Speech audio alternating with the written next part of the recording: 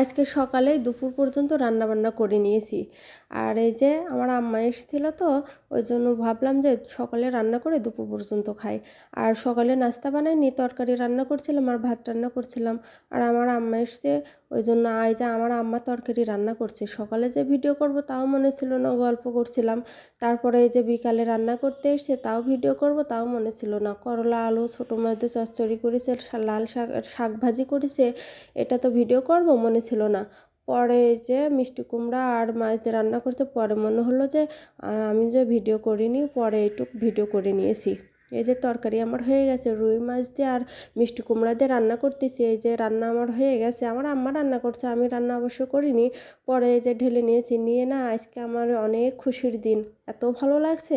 ওই জন্য তাড়াহুড়া করে বাসা থেকে বের হয়ে গেলাম।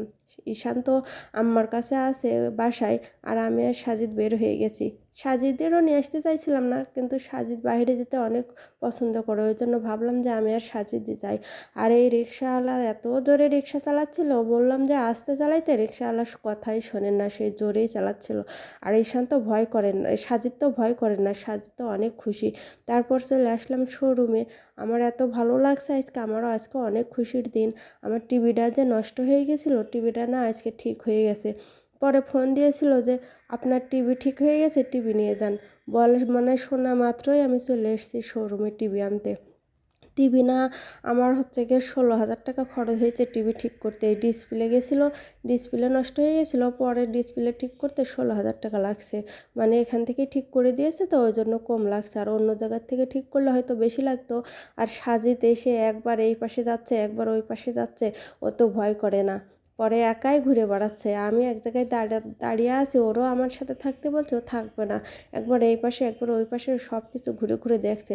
আর আমি আয়রন দেখলাম, একটা আমার আয়রন কেনা লাগবে বলে ঘোরাফেরা করে আমি হচ্ছে গিয়ে ওদের বলে আসলাম যে আমার টিভিটা না আপনারা একটু দিয়ে আসেন। পরে এই যে টিভি দিয়ে দিয়ে গেছিলো। পরের দিন আমি বলেছিলাম যে মিস্ত্রিও পাঠিয়ে আমার টিভিটা না সেট করে দিতে। পরে ওই যে ওরা মিস্ত্রি পাঠাইছে পরের দিন দুপুরবেলা। আর আমার আম্মা তো সকালবেলা খাওয়া দাওয়া করে বাড়িতে চলে গেছে। আর এই যে টিভি লাগাইতে এসছে, আর আমার ছোট ছেলে তো ঘুমাচ্ছে। আমি কখন থেকে উঠতে বলছে, উঠছেই না, বিছানায় তো শুয়ে আছে। এটা মানে কয়েকদিন আগের ভিডিও, ছাড়বো ছাড়বো করে ছাড়াই হচ্ছিল না। ওই জন্য হচ্ছে গিয়ে আজকে ভাবলাম যে ভিডিওটা ছাড়ি। পরে এই যে ভিডিওটা আজকে ছেড়ে দিয়ে মানে ছাড়লাম, এডিট করা ছিল না, ওই জন্য ছাড়া হচ্ছিল না। তারপরে যে টিভিটা সেট করে নিচ্ছে, সেট করে নিয়ে ওয়ালের সাথে মেশিন দিয়ে ডিল করে এখন এই যে টিভিটা লাগিয়ে নেবে। এই টিভিটা কিনে আমার 16,000 টাকা জরিমানা লাগলো। তারপরেও ভাবলাম যে টিভিটা তো ঠিক হয়ে গেছে, আমার অনেক শখের জিনিস এইটা। ভিডিওটি যদি ভালো লেগে থাকে একটা লাইক কমেন্ট শেয়ার করবে। তোমরা সবাই সুস্থ থেকো, ভালো থেকো। ভিডিওটি আজকের মতো এ পর্যন্ত। আল্লাহ হাফেজ।